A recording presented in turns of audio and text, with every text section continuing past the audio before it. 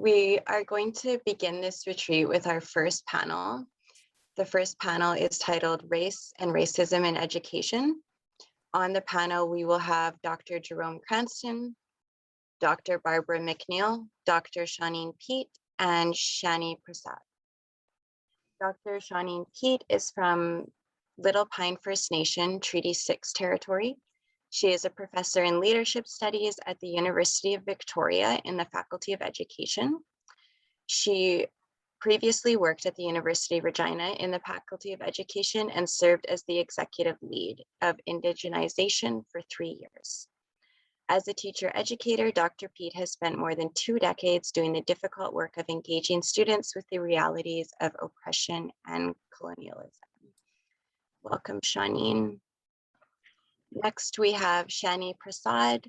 She is a South Asian settler woman living on the unceded territory of Musqueam, Coast Salish, and I'm going to mispronounce these, Tusli Wata peoples. Her parents are immigrants from the Fiji Islands, arriving on these unceded territories in the early 70s. Shani taught secondary, social studies, and alternative education in the Burnaby School District. Currently, she is serving her first term as the second vice president of the Burnaby Teachers Association, a local of the British Columbia Teachers Federation. She has a bachelor's degree in political science, a diploma in special education, and a master of education in equity studies from Simon Fraser University, with a focus on anti-racist curriculum and policy. As an active member of the British Columbia Teachers Federation, Shani has led necessary union discussions on anti-racist policies and processes to strengthen the workplace rights of BIPOC educators. Shani continues her anti-racism advocacy as the president of the Anti-Oppression Educators Collective, a provincial specialist association of the BCTF.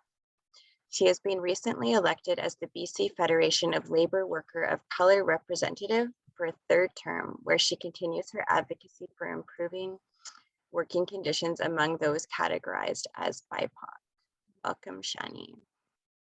And next we have Dr. Barbara Mcneil. She is an associate professor in the Faculty of Education at the University of Regina. Her broad experience comes from teaching English, French, and working as a teacher librarian in elementary and high schools. She completed her Bachelor of Arts and Masters of Library Science degrees at the University of Toronto, a Bachelor of Education at Brock University, and her doctoral studies at the University of Regina. Working chiefly in the areas of language and literacies, her primary research interests include literacy teaching and learning, pre-K to 12, reading, writing, listening, speaking, viewing, and responding, critical literacies, critical pedagogies, writing pedagogies, children's literature, linguistic diversity, teacher education, arts education, multicultural education, children and war, and inclusive museums. Her research interests lend themselves to interdisciplinary as well as multidisciplinary in local as well as global contexts. We will now hear from each of them, and after their presentations, we'll open the space for discussion. So if you have questions or comments during their presentation, please type these into the chat, and these will form the basis of the discussion. So I would like to invite Dr. Jerome Cranston to speak first. Willow, I'm going to ask your indulgence and Fatima and Fran, because this is the way I would prefer it to go. As the single male voice, I would actually prefer to be last. Okay. I would rather we hear from my female colleagues. And again, these aren't just words. I actually want to learn from them. So if I could just be moved to last, I would appreciate it. All right. So I would like to invite Shani to speak first then, if that's okay with you. Sounds great. Thanks, Jerome. Good morning, everyone. It's so good to see you. I was telling Fatima and Fran earlier that I never write my presentations out. I usually have a sticky note with like 4 words on it, but this one really weighed heavily on me. And that for the past few days, I've rewritten what I wanted to talk about. And because it's a really important topic. And I was really nervous about it. And I was up at 3 this morning to rewrite it once again. And now I'm realizing I can't actually open my desktop so I can actually see it. So I'm going to just go with it. So here it goes. Been working in higher education. And I was trying to take stock of how long I've been here. And for over 30 years, I've been a student, an undergrad student, a graduate student, and later on as a professor and university administrator. And I've noticed that most of my time has been preoccupied with the observations of white settler constructions of education and schooling. And that wasn't what I intended. My vision and my dream for my labors were always centered on working in alignment with Indigenous women, those powerful, intelligent, funny, strong, opinionated First Nations and Métis women that I so enjoy their company. I enjoyed the creativity and our big opportunities to imagine what work could look like for us. And I kept thinking when I was, university, that one day I would get to go there and work alongside them towards empowerment and transformation of Indigenous communities and organizations, something that would be much different than the kinds of experiences that we were able to have when we were in school. And that's not how it turned out. Most of my work has been associated with settler decolonization, and I never intended to be so engaged in that kind of labor. I wanted to, at first, I wanted to be helpful, and I wanted to be supportive of my colleagues working in teacher education who were coming to understand the possibilities of indigeneity. And I understood from my students, because every time I speak with them, every class, every presentation, I always ask them the same question: how did you come to learn about Indigenous people in your home, school, and community? And they tell me pretty much the same thing for the past 20 years. Not much. They tell me that they didn't really learn much about Indigenous people. They didn't learn until like grade 4 about some of the historical events. And then some of them had the opportunity to learn more about Indigenous people when they got into university. And usually in the course that I taught, they were structurally denied the opportunity to learn about Indigenous people right from early learning and into adult education. And they're not to blame for that experience necessarily, right? It's not their fault that they were socialized to such a low level of understanding. But I work within contexts of white settler identities, where white supremacy goes unchecked. And amongst our colleagues, they unwittingly uphold white supremacy because they don't see necessarily the ways that they've been socialized towards it, because it's invisible to them too. And so there's some narratives that play out in the faculty of education. Faculty replicate these narratives, and one of them has to do with care. There's an overemphasis on making sure that we are careful in regarding the predominantly white middle-class females that we teach, that somehow they need to be protected from the harsh realities of society, that somehow they need to be protected from difficult knowledges. And this limiting notion of care actually undermines these women. It undermines them so that they are fearful of their curriculum obligations in Indigenous education. And they are fearful of making a mistake. And they are fearful of replicating harm to children in the classrooms where they teach. And we contribute to this fearful experience for them when we underestimate what they're capable of. What I've learned from our white middle-class female students, and that's who I've taught most of, let me start by saying that very rarely have I had the opportunity to teach Indigenous people. Once at the University of Saskatchewan, I worked with a group of students who were from SUNTEP and from the Indian Teacher Ed program, once in 20 years. And at the University of Regina, thanks to the good graces of Angelina Weenie, who invited me to teach a couple classes, I had an opportunity to teach courses that were filled with Indigenous people. But at the University of Regina, I had one class of SUNTEP students and mainstream students. And so I too have been structurally not denied the opportunity to teach Indigenous people. And all of my work is geared at settler decolonization. And that's so frustrating because it's not what motivated me to get a degree in the first place. I didn't know that was going to dominate my work. But I made the best of it, right? And I did what I could to help build the confidence and competency of white middle-class students. In preparing and thinking about my teaching work in the academy, I've been working in like 6 institutions, right? Over different periods of time.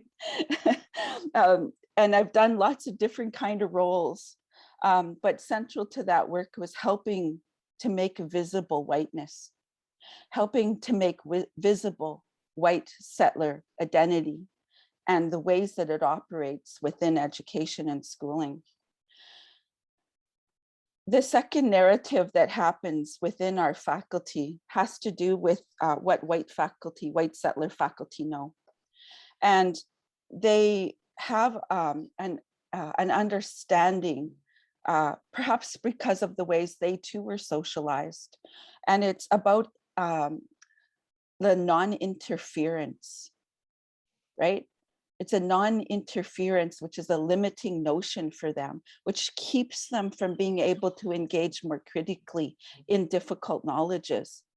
And they don't interrupt conversations where white supremacy is being replicated. And I want to give you an example. The first example has to do with this.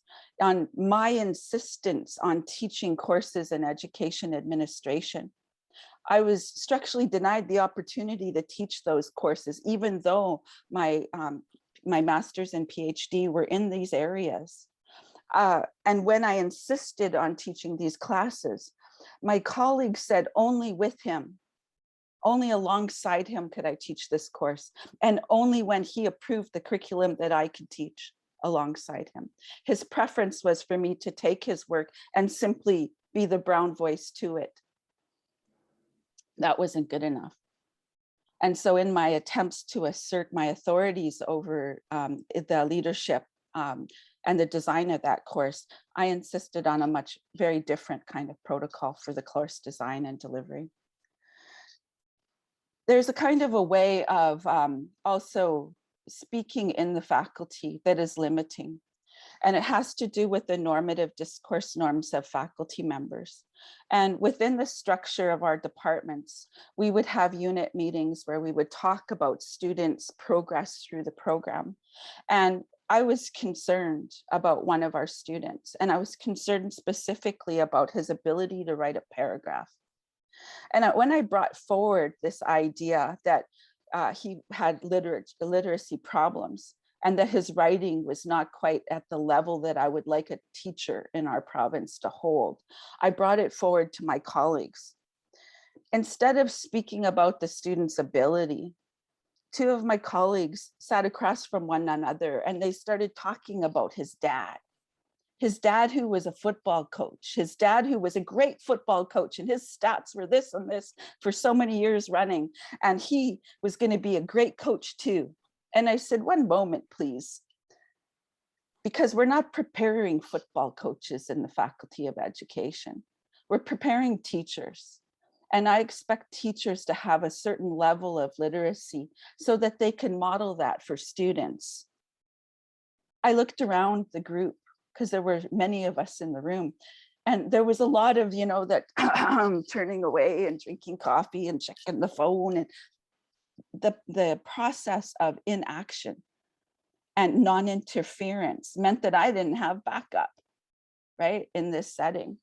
And nor was the understanding that our colleagues' normative conversation about this young man's coaching potential dominating the conversation as opposed to his literacy levels are highly problematic. And no one jumped in on that.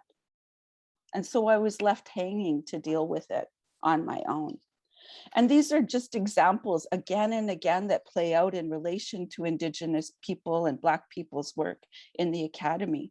And it's us confronting white supremacy. And then we get labeled as the badass, right? Then we get, sorry, I swore. And then we get labeled as, you know, the rowdy one and the ornery one or the angry one.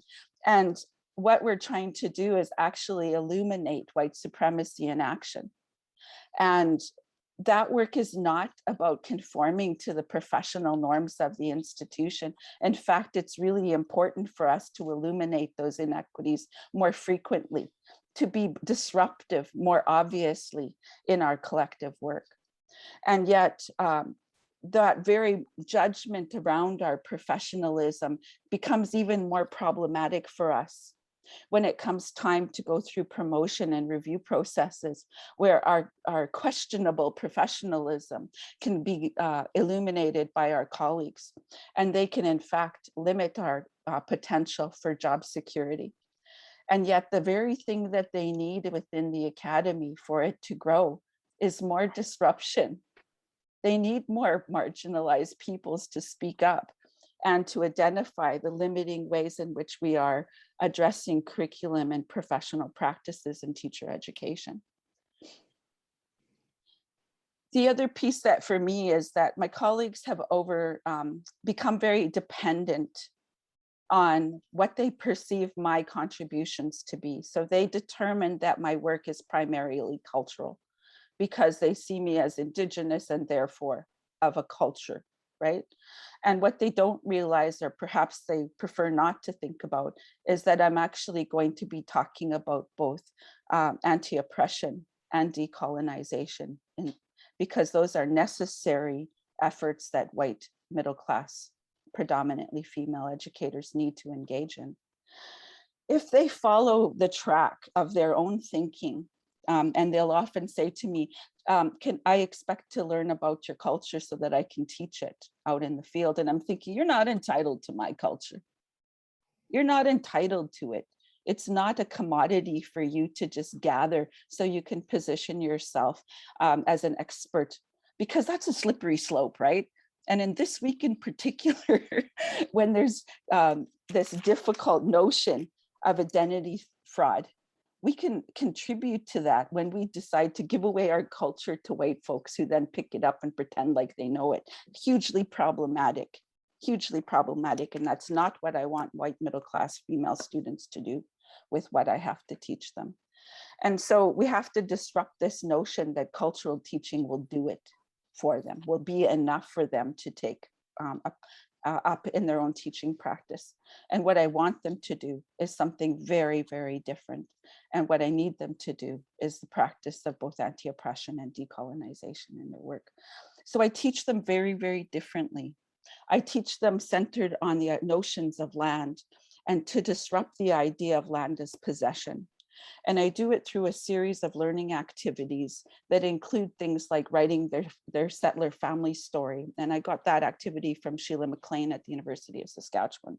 Students there, they document their family narrative of coming to Canada and settling here.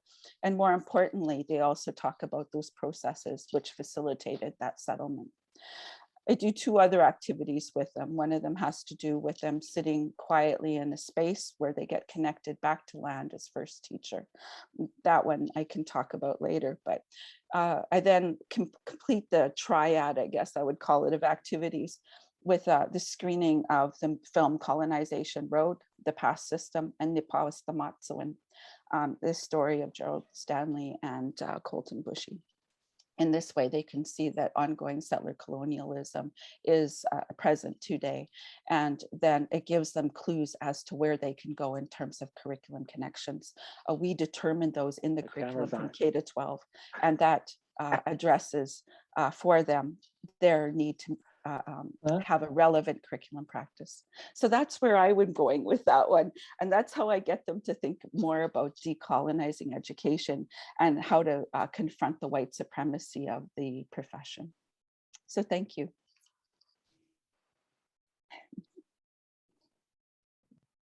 All right, thank you so much, Shani.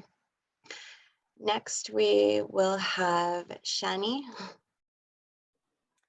Thank you so much, Willow. Thank you, Dr. P.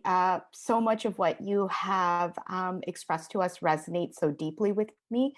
And I feel very nervous going after you. So I hope that I can be as engaging and my work will be understood within a decolonial frame. I'm going to share my screen because I have prepared a PowerPoint. So I just hope this works. All righty. And I will play this. So it's an honor to be here. I want to just show some gratitude to both Fran and Fatima for inviting me to be part of this panel. And this is just such a great series and professional development. I know some of my colleagues from here, these unceded territories of the Musqueam, Squamish, Tsleil-Waututh, and Coast Salish peoples are here. And so I do want to recognize that I'm on unceded and occupied territory.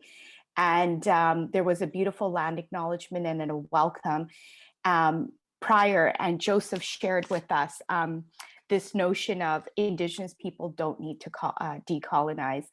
And that resonates very deeply for me as a racialized settler on these territories who comes from immigrants' parents. And I'm going to come back to this later in my presentation, but land acknowledgement or land back. And what does that mean? And how do we think about it as settlers on these territories? So who am I? Nestled between, this is my father, Jerome Prasad, he goes by Danny. And this is my mother, Namishra Prasad, she goes by Veena. And that's me nestled between them sometime in the early 80s.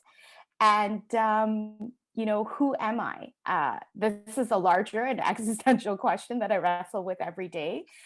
In the context of these two individuals who gave me life, I am, on a daily basis, Shani Prasad, the child of two immigrants from the Fiji Islands. And my parents are part of a colonial legacy of the British Empire in that their 3 times great grandparents were indentured laborers, which is just a fancy colonial name for slaves from India. Who were brought to the Fiji Islands to harvest sugarcane, primarily as part of a triangle of capitalism that the British implemented very well and used countries all over the world to reap their resources and exploit their lands. And my parents were brought there and they had to leave in the 1970s because there was a coup. And at the time, I'm sure they felt that the coup was unjustified and that they were being kicked off their land. And it's only through putting those pieces of ourselves together that empire fractures, that we've come to learn that the Indigenous people who rose up and demanded their land back were rightful in that. And they, because they were Commonwealth, because they were colonial subjects of the British Empire, they were able to choose a Commonwealth country, and they both chose Canada. They did come here because they thought it had a great education system and that they could raise their children here in hopes that they would have better than my parents had and that their parents had. And really they did. They gave us a great life. And it brings me to this other piece of being a settler. And what my parents had to experience on the Fiji Islands, well, now their children are experiencing here on Turtle Island, because we did not come here with consent. I am not here because Indigenous people said I could be here. I'm here because the colonizer said, well, your parents can come here because they can be part of a labor force, they needed people in the 70s, 60s and 70s, and they could come here and occupy these lands and maintain a capitalist infrastructure. And I have to wrestle with that on a daily basis. And I think decolonization is about us as settlers. How do we decolonize? How do we look at our lives in the longue durée of empire? Because we have to. We cannot pretend for a second that these things were not by design. And empire is by design. And if we start to think in those terms, we can move towards reconciliation, which is what our Indigenous colleagues, friends, family, and Indigenous people we don't know have a right to. And so it brings me to this concept of other, because for me as a racialized person, I have to live many realities, and one is of being the other. And that has been the construction of my life within the public education system. And I'm going to get into that in our next slide. And I want to share with you also one of the biggest honors of my life, which is to be a teacher. And I don't mean this in the colonial sense of Western education, but in the sense of education for liberation, because I think the work that I've had to do in the K-12 system has driven me to ask myself every day of my positionality. What am I here for? What am I bringing into this school? And what am I doing to these children? And I think if we start to think in those terms, you realize that teaching can be a great service to emancipation. And I really hunger to do that work. I have not mastered it in any way. I'm just only moving towards that trajectory, and I probably won't achieve it in this lifetime, but that's okay, because that's what the work is. The work is invigorating, it's hard, it's full of conflict. And I'm also a lifelong learner, and we're gonna get into that piece. So my next slide. So I wanna talk about what schooling did to me and how I have to be conscious of that when I execute my practice as a teacher. So I chose these two pictures. One is of a program that I ran for 4 years, which was a senior alternative education program. The students are here with one of my very, very good friends, Dita Cross, who is of Mohawk and Innu ancestry. And she was leading the kids through some games that Coast Salish nations played and participated in. And it was a great experience for my students. Many of them come from, or many of them might be characterized at risk. And that I think is very problematic, and that could be another panel all in its own. But, you know, we are made vulnerable by systems. We are not vulnerable. And one of the things that I've had to learn as a senior alt teacher is how to help my students understand that we don't come from conquered people. And to learn that and to understand it intersects in my work as an educator very deeply. And it does because when I went to school and going through the K-12 system, I felt as though I was a conquered person, that I was there at the mercy of predominantly white folks who were there to either save me or to tell me how to be a better, for me, South Asian, but they would have used the word East Indian. There's no such thing as East India when I was a child. And I wanted to share this picture of me smiling and being happy. And I try to live this every day because my ancestors lived through me. For all intents and purposes, I should not be here. I should not have made it as a racialized woman. But I'm here and I'm not going to waste my time. And I'm going to smile every day. I'm going to be the best of me. And that is the model that I need my students to see too. They need to know that they're here, they have purpose, and that what they're here to do is work together and collaboratively to transform this system. So education is about seeing yourself, exploring what you want to explore of the world, and learning the skills that you need to navigate the world so you can continually express who you are. A racist system of education does many different things, but for racialized bodies, it asks us to assimilate, to be hyper visible and invisible at the same time. And it asks of white bodies to dominate. It asks of white people to dominate, which I don't believe is true to themselves either. It forces us into a binary that is a construct that humans have created. There's no natural piece of that. And so that is why, as an educator, I have to consistently reflect. I have to consistently think about where I come from and how the systems have, one, forced me to behave and act and participate in certain ways, and also where am I choosing to break that? Where am I choosing to say, I'm not going to participate in this way anymore? And to be very real about the fact that I don't get a lot of choice. So this is part of my master's work. I did the program at Simon Fraser University, and I worked in looking at anti-racist district policies, which there isn't a lot of. I teach actually in the district which I was raised, which is so-called Burnaby. And one of the things that I had to really reflect on was how I became the other in a system of education. So as a child of color in the British Columbian educational system, I realized from a very early age that I was different. I was the other.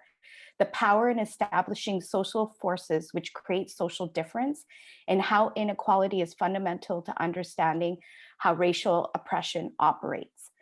The other is such a powerful reality of our lives to be that. I remember as a child, people saying to me, celebrating me at, we're actually in the midst of it, which is Diwali, this hyper celebration, this time of like my costume, my food, my music, and that was okay. But in any other time of the year where I tried to understand myself, I couldn't. Why was I unable to open one book in my school and see a representation of myself? Why was I unable to speak my language in school? Those were all deemed unacceptable. I remember seeing other children who spoke other languages told, you can only speak English here. And English is not the language of these lands. And so you have to think about those things. And so to be the other was a major force in my life. And when I grew up, and I can look back, and I'm having some Colin Kaepernick moments here because there's a great special going on. And I think Kaepernick's work is so magical in the way in which he reflects back at himself as a youth, and recognizing we couldn't say a lot. But I'm looking at myself now, I'm looking at that history, and it brings me to the idea of Antonio Gramsci and the wonderful work of Gramsci. If you haven't checked it out, you should. He coined the term hegemony. And I think it's this piece about, the passive, how do we understand ourselves in the subjectivity of empire? And that colonialism and what it did to our people and how it kind of transferred through millennia. Well, we have to talk about that.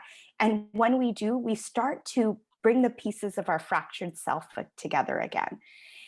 And I wanted to share another piece from my paper or my master's work where I tied some realities together.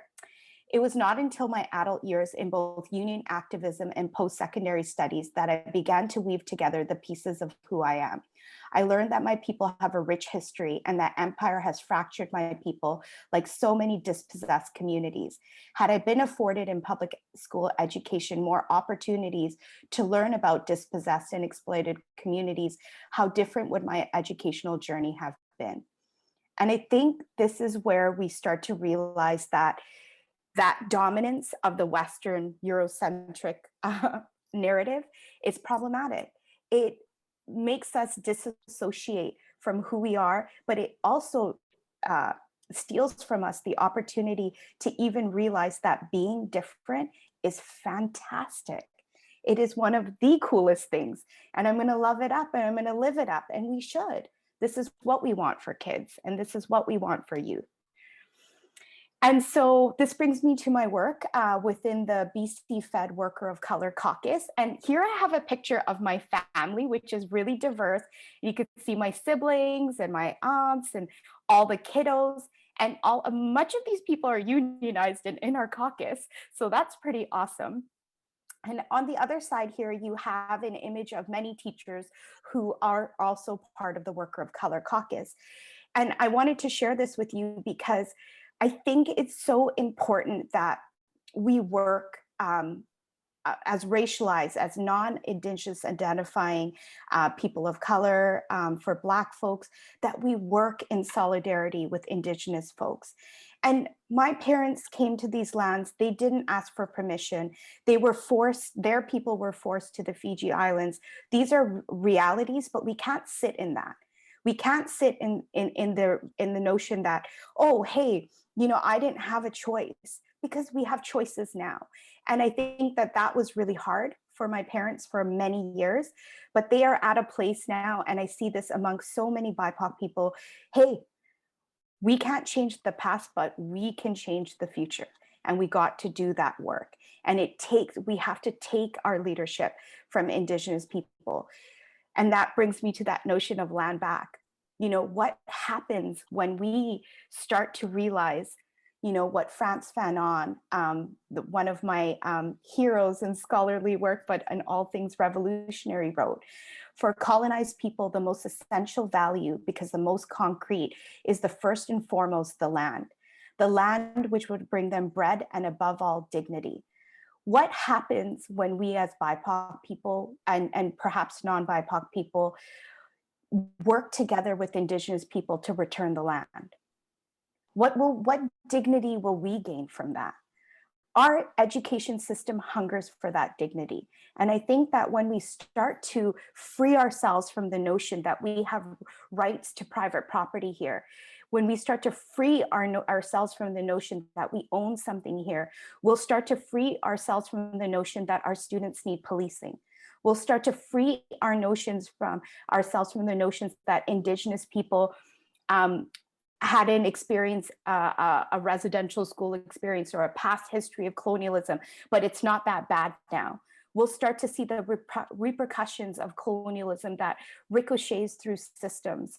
And we'll start to say to ourselves, we can do better, and we can. And I think that is something that being the lead of caucus of workers of color is so important, because workers of color experience some of the most widespread vulnerabilities within our infrastructure. We've seen in this pandemic the rise of hate against Asian immigrants. We've seen the over-policing and dispossession of Black bodies.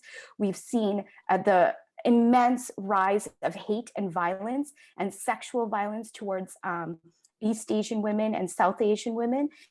There is a lot we can gain if we start to reimagine and deconstruct how we operate on these lands with our Indigenous friends, family, colleagues, and those we don't know. And this is what our caucus talks about all the time. And this is from the Voices of Workers of Color, and I have their consent to share this with you.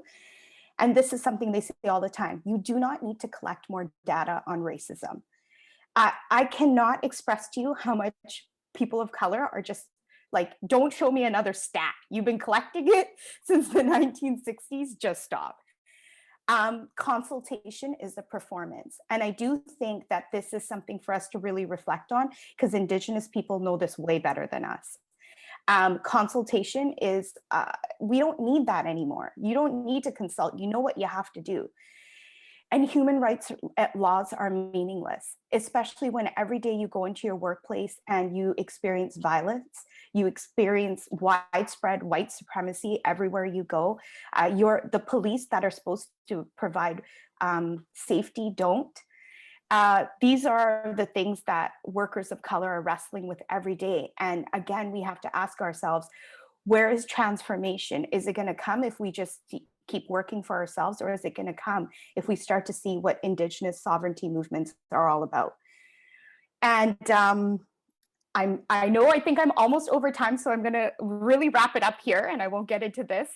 But I do want to leave you with just some of the wonderful work of the Anti-Oppression Educators Collective and invite you to join us if you're interested. We have a really wonderful campaign going on, which is called Read, Learn, and Reckon. You can check it out and you can sign our petition and lobby the government. As well, you can just see the work that we're doing in terms of building a network so that we can unlearn the colonial together. And I wanted to share with you the work of one of my favorite scholars is Mariam Kaba. And on a podcast, she had said, you know, hope is a discipline. And I just want to read this one section to you, and I promise I will be done. And she writes, changing everything might sound daunting, but it also means there are many places to start, infinite opportunities to collaborate, and endless imaginative interventions and experiments to create. Let's begin our abolitionist journey with the question, what do we have now and how can we make it better? Instead, sorry, not with that question. Instead, let's ask, what can we imagine for ourselves and the world? If we do that, then boundless possibilities of a just world await us. Thank you so much. And I'm sorry to take up a little more time. Thank you so much, Shani. All right, next we will have Barbara Mcneil. Okay, thank you very much, Willow. I'm going to try to share my screen, so I hope that'll work out all right. Okay.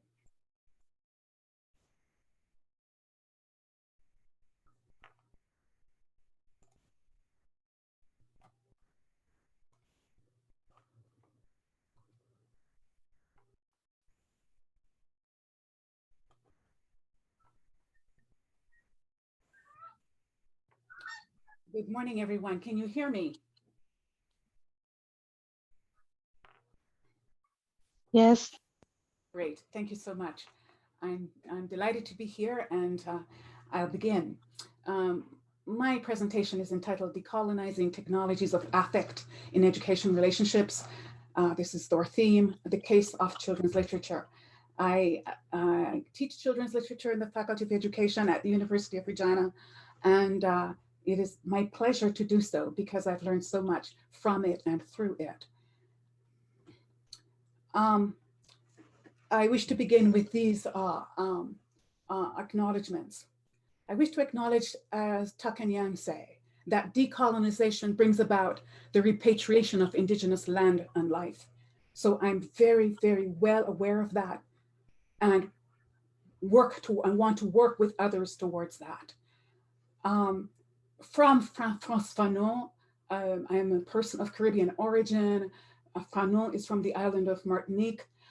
From him, I've learned a great deal. And for this, I thank the scholars at the University of Toronto. Decolonization, which sets out to change the order of the world, is obviously a program of complete disorder, but it cannot come as a result of magical practices, nor of a natural shock, nor of a friendly understanding. Decolonization, as we know, is a historical process. That is to say, it cannot be understood. It cannot become intelligible, nor clear to itself, except in the exact measure that we can discern the movements which give it historical form and content. From Les Damnés de la Terre, the wretched of the earth. Inspiration from others. And Violet Harris, children's literature scholar, the great Yves Tuck, whose work I've just cited, who wrote along with Wayne Yang, the great François Fanon, and Rudine Sims Bishops, an African-American scholar of children's literature, people who inspire me. So that I want to share today that schools are heavily implicated in decolonization. The texts we use, for instance, matter. The message we send matter. So here I want to cite, Chief Justice Murray Sinclair, who says, while Indigenous children were being mistreated in residential schools by being told they were heathens, savages and pagans, and inferior people, that same message was being delivered in the public school of this country. And so the message we deliver in public schools matter, and books are an important part of that. Okay, the technology that delivers this message. Okay, and so I am highlighting here for you a picture book, that a Canadian picture book, first published as Les Chapeaux Rouges, and then later as The Red Scarf. A review of the book in Quill and Quire, reviewing magazine, says it took the author, Anne Villeneuve, 10 years, okay, for this to come to publication. So she had a long time to think about it, okay? As you will see, that this book, and this is my message today, that this book reproduces and circulates colonial ideologies and such messages that are still shared in schools. So following Bradford, I argue that the intentions of authors and illustrators are never sufficient as means of understanding texts. Therefore, in this presentation, I spotlight the ideological work of a children's text as a technology of affect in geographies of settler colonialism. By this, I mean that the book acts as a kind of apparatus and technology of affect that contributes to producing ideas, notions of inequalities, ossifies certain identifications, and can prevent new affective connections. So I'm centering a specific text, and I'm concentrating on what is shown through the images. I maintain that the Governor General award-winning text, it won $10,000, Les Chapeaux Rouges. I should also add that it also won a prize in Belgium, also a colonizing state. That Les Chapeaux Rouges, Red Scarf, rehearses and re-invokes colonial ideas of racial hierarchies, such as the debasement of Blacks through its use of black-faced minstrelsy and its conflation of Blacks with simian imagery, with monkeys in a text for children. Let's take a look at that book. So I'm going to stop share now, and I want to go over and retrieve the offending text.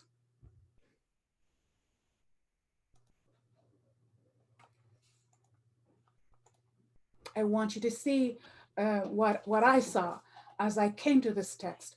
I was naive. I read as if I were, well, I read as if I were entitled to some kind of humanity, some kind of human dignity from this, as the cover illustrates, from this Governor General's literary award-winning book.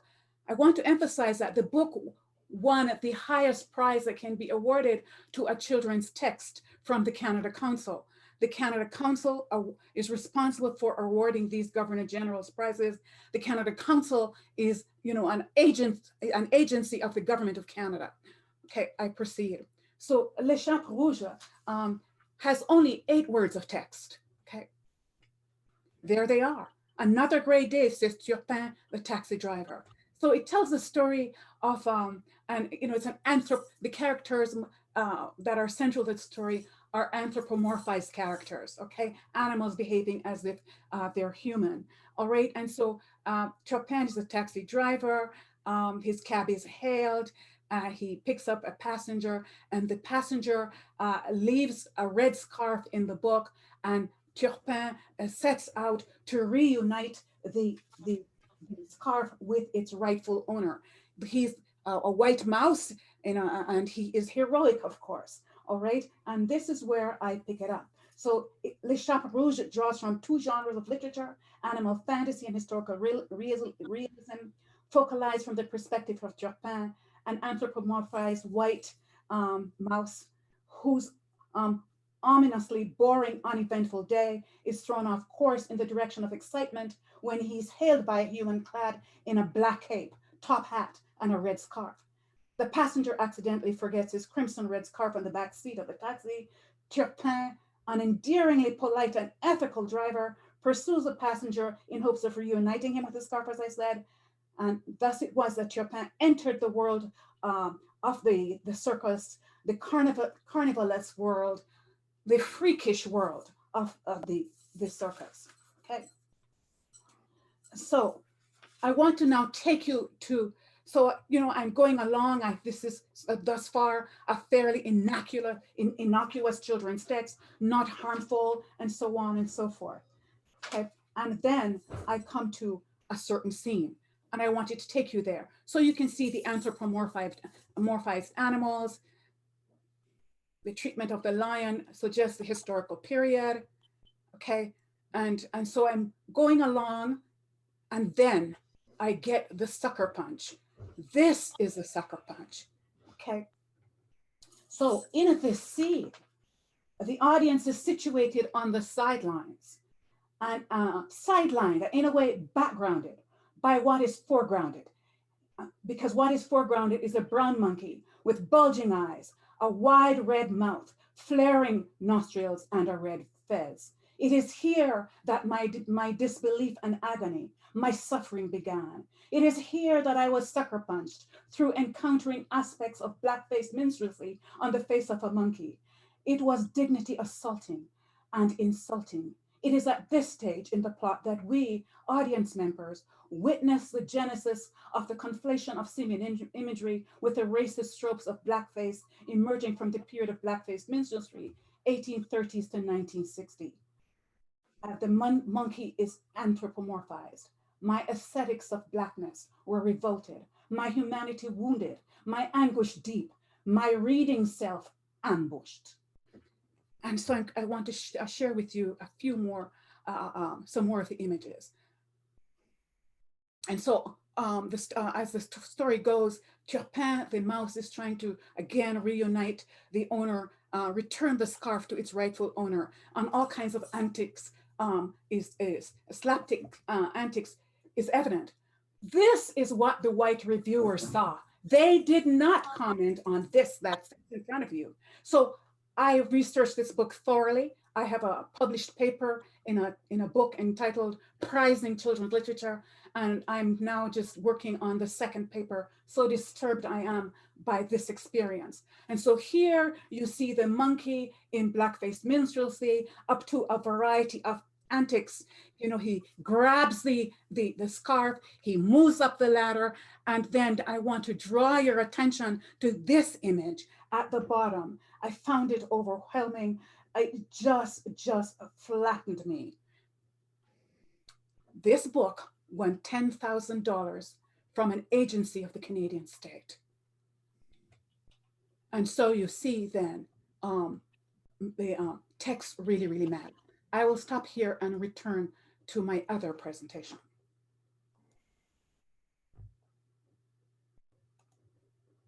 So following Bradford then, let's make sure that, yeah. So yeah, we've learned now about Red Scarf. Following Bradford, I argue that the intentions of authors and illustrators are never sufficient as means of understanding texts. Therefore, in this presentation, I spotlight the ideological work of a children's text as a technology of affect in geographies of sexual colonialism. By this, I mean that the book acts as a kind of apparatus, as I've said, okay? And so we've looked at the book. So what is my plea? I ask parents, caregivers, teachers, librarians, and readers in general to be mindful of books, images, and symbols, and other texts that reify colonial relations of power, that of subordination and domination, and the interests they serve. In this case, sovereignty over what is prized in national children's literature and the ideologies they promote. As this award-winning picture book illustrates, the world shown is different from the world told. So the world shown in this picture book, that is where the author concentrates. Villeneuve is an artist, okay? And she is showing the world shown, the world of white supremacy. We need to pay attention then to the ideological perspectives of children's texts, especially the ones sanctioned, the ones that gain cultural capital through prizing in books such as Les Chapeaux Rouges, the Red Scarf. Remember, colonialism as Eve Tuck and Wayne Yang state is not a metaphor. It is about the repatriation of indigenous land and life. And this has much to do with ideologies about settler colonialism that settlers come with the intention, with ideologies of making a new home on the land, a homemaking that insists on settler sovereignty over all things in their domain. And so, you know, or the thoughts of her children. So how does this relate to decolonizing relationships in education? I maintain that books such as Les Chapeaux Rouges, The Red Scarf, are harmful.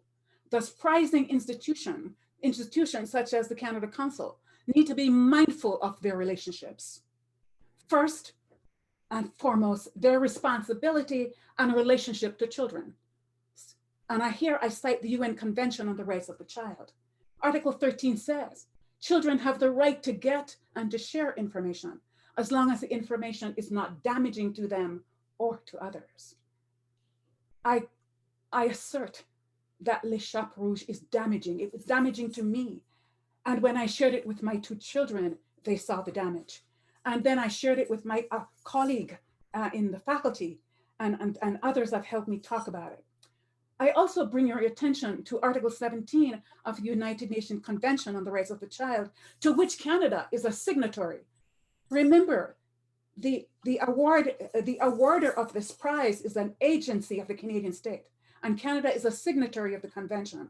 How did this happen? Article 17 of the convention says, children have the right to reliable information from the media, okay? Mass media, and it cites television, radio, and newspapers, I would include others, but mass media should provide information that children can understand and should not promote materials that could harm children. I believe Les Chapeaux Rouges is harmful. Prizing institutions such as the Canadian Council need to consider the ethical interests of the nation they serve and represent.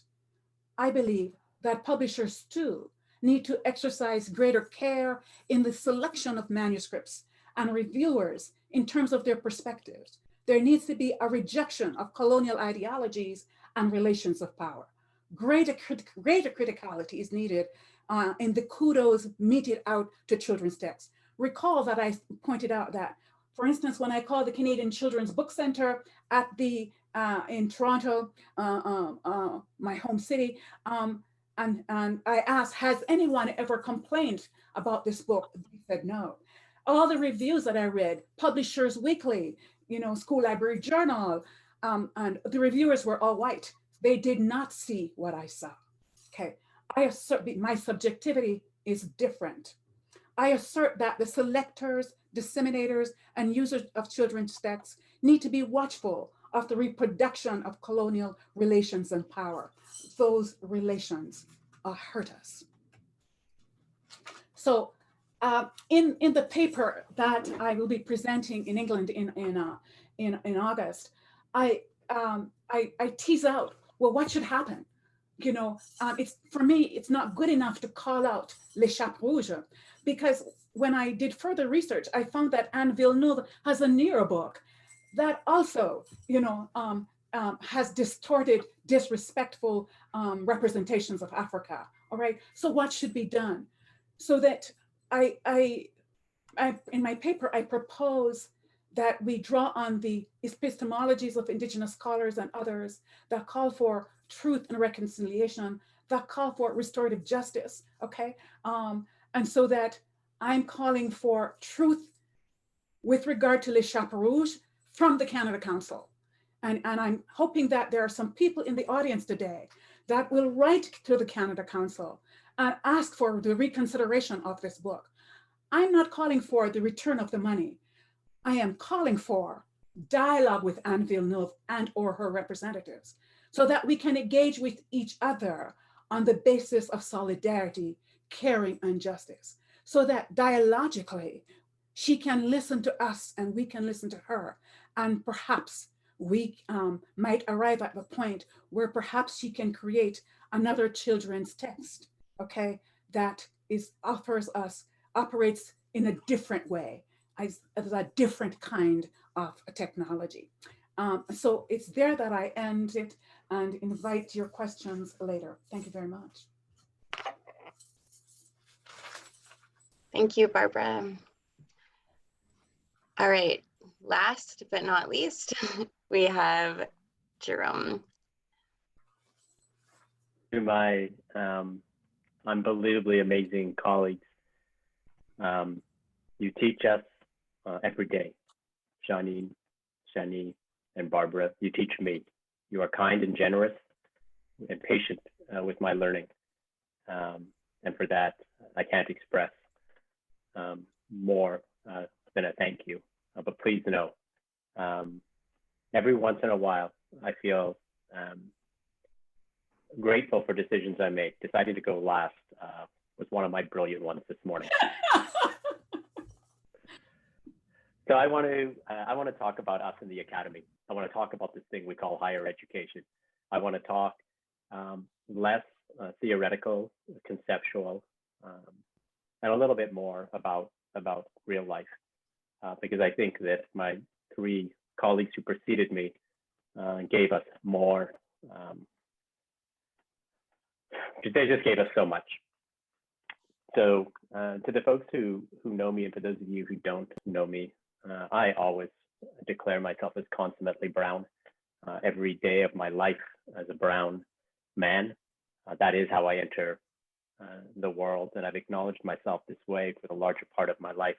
I am a race without an ethnicity, without a culture, to use as a navigating tool, or a people who I can rely on. I've got an amazing First Nations colleague who I get to work with, who, when we're having conversations, will say things that are very true and very appropriate about, consulting the community, consulting the chiefs, carrying the voice.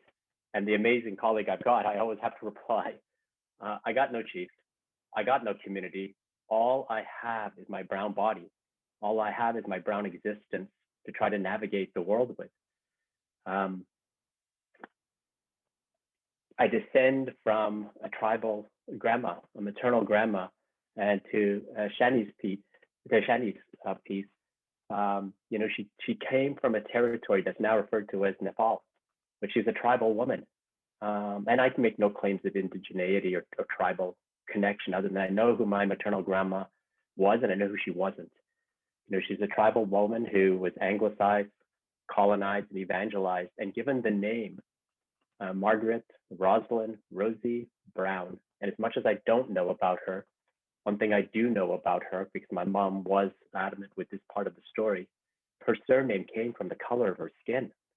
So when I say I'm consummately brown, it is about my race, and it is about the maternal grandma I come from. My maternal grandfather is Anglo-Burmese, the child of a British Army soldier who decided to take a Burmese woman as a possession. My mom never knew her own father's birth date. He didn't know it. Imagine that. I mean, we're not talking generations ago. My grandfather didn't know when he was born. It wasn't recorded in any kind of documentation because to the colonizers, when he arrived on this planet didn't matter. Who my grandmother was didn't matter by an act of erasure. They created her as they wanted to know her. And for a lot of colleagues I work with in higher education, in the academy, they struggle with my declaration of being brown. They will suggest, as Shani Prasad said so eloquently, aren't you East Indian? I'm like, first, as Shani said, there's no such thing. It never existed except in the mind of the colonizers. There's absolutely no such thing. And I will, with tremendous respect to people who from a nationality and cultural point of view see themselves as Indian or Pakistani or Sri Lankan, I have no connection. It was wiped, stolen from me, partly by choice. And my parents also worked hard to define themselves as what's known as Anglo-Indian. And for those of you who are familiar with any of the history of what was colonial British Empire, India, the Anglo-Indians were not white enough to be part of the British colonizing power, and they weren't Indian enough to be part of the Indian population. They existed outside of the caste system. To be Anglo-Indian meant you did not belong to Britain and you did not belong to India. You were dispossessed of any connection to where you're from. And so to my amazing, generous, indigenous relatives on these lands who have welcomed me as a distant cousin, I'm so grateful. I know I'm not indigenous, but I know what echoes through my heart, and being allowed to be part of that. And, you know, in terms of this talk and this part, it's understanding that's how the colonial enterprise constructed me in a way that I could never belong to anywhere or to anyone. That when we talk about colonization and race and education, we're talking about a millennia old project, absolutely genocidal effects on the indigenous people on these lands and territories, but a global project that was meant in every way to promote one thing only: white supremacy. The colonizing empires of the United Kingdom, France, Spain, Germany, Portugal, Belgium, all they cared about was taking the resources of land and people and using them as a utility for the kings and queens and princes and princesses. And that's all that my ancestors ever meant in the colonial enterprise. And so I enter into the work that I do as a dean, knowing that every day. But I also know, and then to my amazing colleague, Shani and Pete, I'm going to apologize for my discipline, educational leadership. It wasn't me, but the disservice that we did, not just to you, but to our learners. Someone owes you an apology, so I'm going to offer it to you, even though I know it's not me, but someone owes you one. And it's my discipline in my field. And I'm embarrassed by it, so I'll just start with that. But I enter into the work I do at a university in my brown body, my brown existence, as a racialized person, and know that there's a fearfulness among the predominantly white segment that I encounter, and that fear will be used against me. I think it was Shani who talked about the positionality, you know, that white people have to be afraid of everything indigenous, black, brown, and otherwise racialized, that somehow we are other, but other to be feared. You know, the trope that white men and white women need to be fearful of indigenous and black and brown men, that somehow we are the danger in their lives.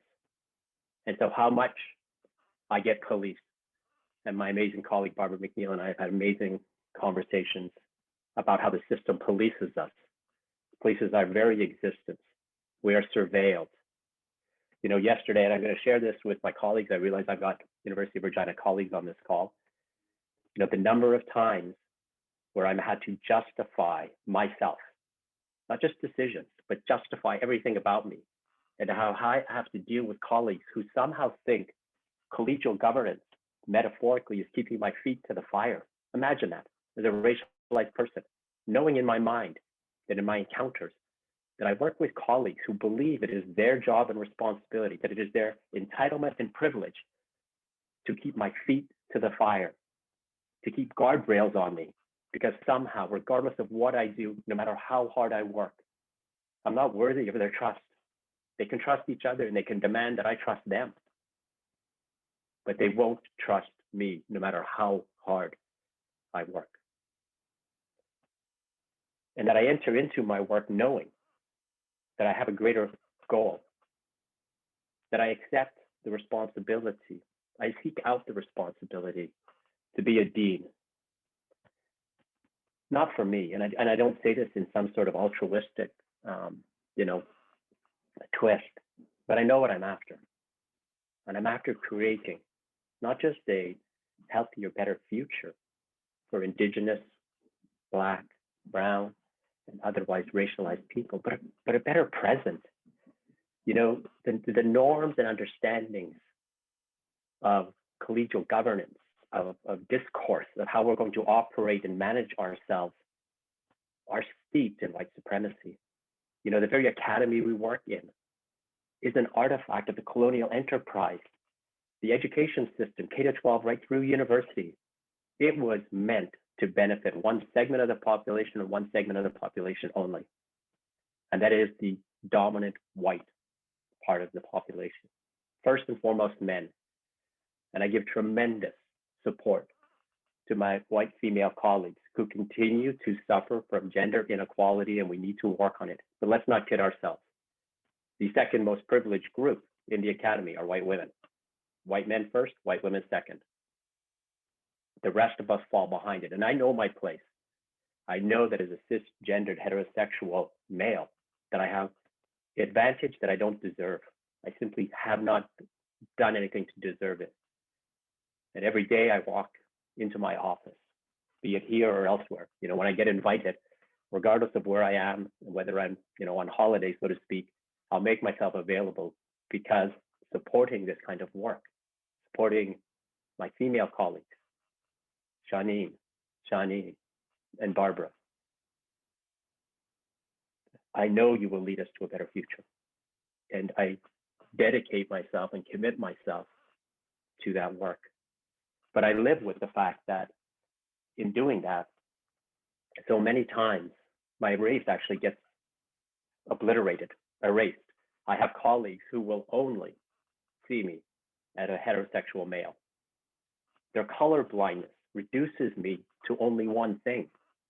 And so when I oppose and resist and push back, I'm categorized as that angry brown man who's anti-women, who doesn't allow women to speak.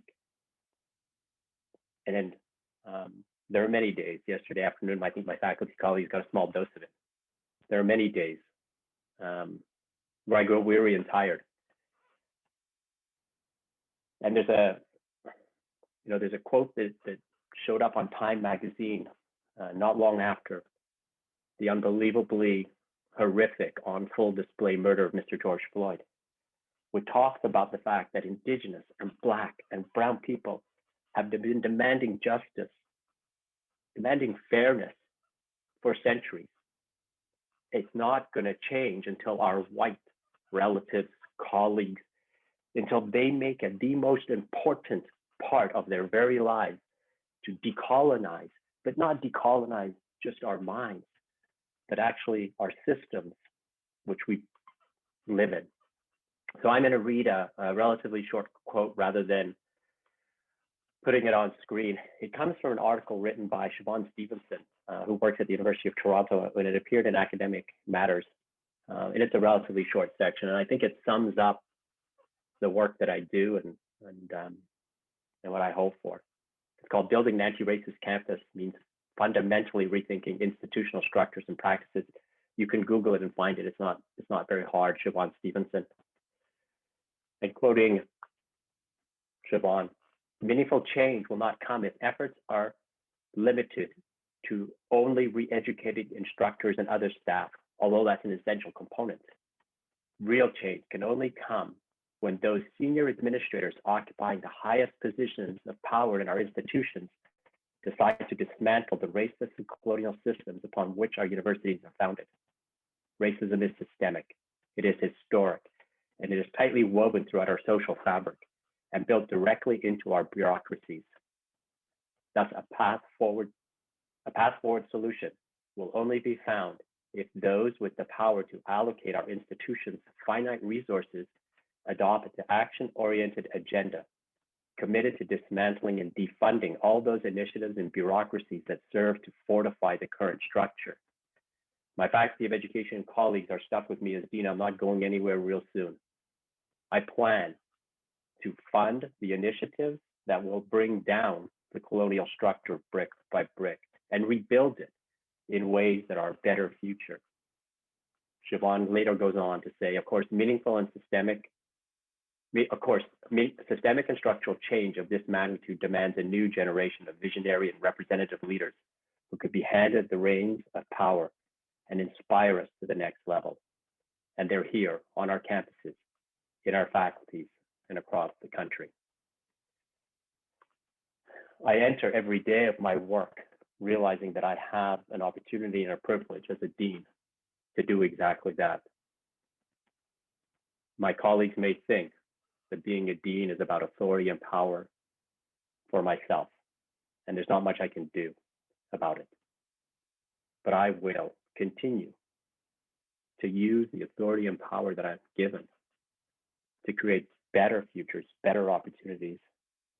And I'll say this in front of this audience, and I don't apologize. I will continue to seek out positions of leadership at universities because I believe that holding the reins of power will give me the opportunity to dismantle some of the colonial structures and create not just a future that's imaginary, but a future so that Shani Pete and Shani Prasad and Barbara Mcneil can live out the reality that they've been promised, one of fairness and justice.